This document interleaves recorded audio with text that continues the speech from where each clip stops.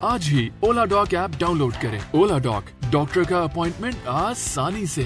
अस्सलाम वालेकुम, मेरा नाम डॉक्टर सिद्दीका है। मैं एक डेंटिस्ट हूँ। मैंने अपनी बुनियादी तालीम BDS की Altamash institute of dental medicine से हासिल किया और उसके बाद मैंने अपना masters restorative and paediatric dentistry में ज़ियाउद्दीन यूनिवर्सिटी से मुकम्मल किया।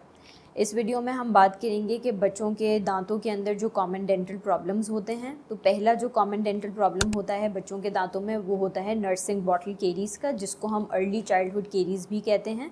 ये डेवलप होता है कि अगर बच्चे को बहुत देर तक मुंह में बॉटल रखने की आदत हो और उस बॉटल में मीठा लिक्विड मौजूद हो, तो इस वजह से बच्चों के सामने के सारे दांत डैमेज हो सकते हैं और उसमें ब्राउन से लेकर ब्लैक तक के स्टेन्स आ जाते हैं और कैविटीज़ आ जाती हैं।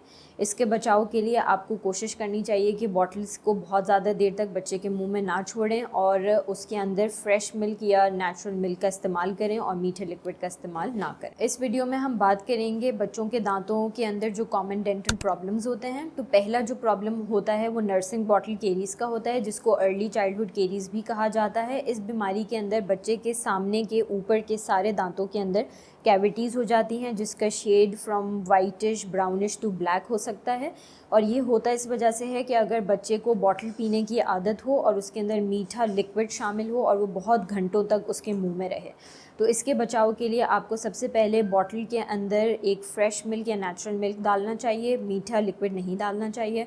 और अगर आपने उसको बॉटल दी है तो बॉटल कंजम्पशन के बाद आपको उसके दांतों को ज़रूर ब्रश कर लेना चाहिए।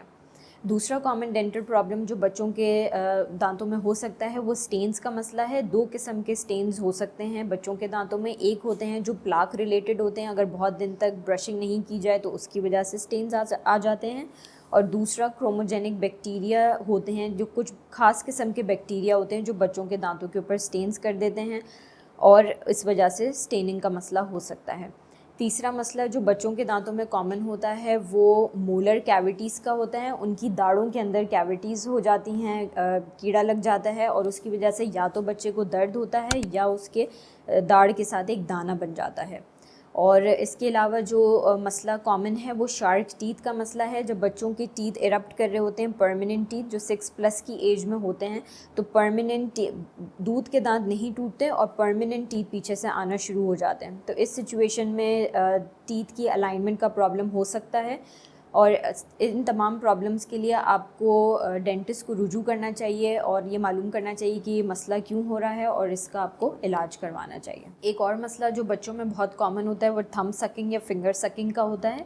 इस मसले की वजह से ऑल्दो बच्चे को कोई दांत में तकलीफ़ नहीं होती, दर्द का वो कंप्लेन नहीं करता, लेकिन उससे दांतों के अलाइनमेंट पे असर पड़ता है। ऊपर और नीचे के दांतों में गैप आ जाता है और ऊपर वाले जो दांत होते हैं वो थोड़ा बाहर की तरफ आ जाते हैं। तो इसलिए हमें थंब सकिंग और फिंगर सकिंग की हैबिट्स को डिस्करेज करना चाहिए। दाढ़ों में जो कैविटीज़ का मसला है वो हल हो सकता है कि अगर रेगुलर डेंटल चेकअप किया जाए बहुत अर्ली एज से, तो उसमें दाढ़ों के अंदर फिशर सीलेंस का प्रोसीजर किया जा सकता है। फिशर सीलेंस वो प्रोसीजर होता है कि जिसके अंदर दाढ़ों में जो लाइंस होती हैं, सेंटर में ग्रूव्स होते हैं, उनको हम सील कर सकते हैं ताकि जब तक बच्चे की ब्रशिंग हैबिट डेवलप होती है तो वो कैविटीज़ के चांसेस को कम कर सकता है। उसके अलावा अगर वो वाला फेज़ मिस हो जाता है और छोटी कैविटीज़ डेवलप हो जाती हैं तो उसमें हम कैविटीज़ को क्लीन करके उनको फिलअप कर सकते हैं। बच्चों के दांतों में जो स्टेन्स का मसला होता है उसको हम मिनिमाइज़ करने के लिए लाइफस्टाइल मॉडिफिकेशंस कर सकते हैं, जिसका मतलब ये है कि आपने बच्चे को इनकरेज करना है कि हर खाने के बाद रिंस कर ले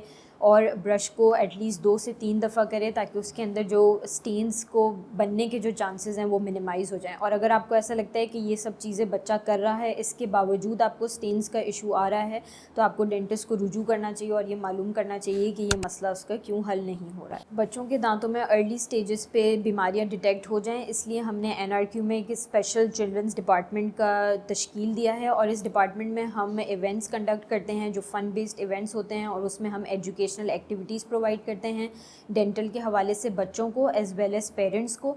इसका दूसरा मकसद ये होता है कि बच्चे जो हैं उनका डेंटिस्ट से खौफ और फियर जो है वो मिनिमाइज़ हो जाए और पहले से ही हमें प्रॉब्लम्स आइडेंटिफाई हम कर दें ताकि हम प्रिवेंशन के थ्रू उसके मसले को हल कर दें और वो सूजन और दर्द की तरफ ना जाए। मज़ीद मालूमात के लिए आप ओला डॉग के नुमाइंदे से रब्ता कर सकते हैं या NRQ में वॉक इन विज़िट कर सकते हैं। Thank you.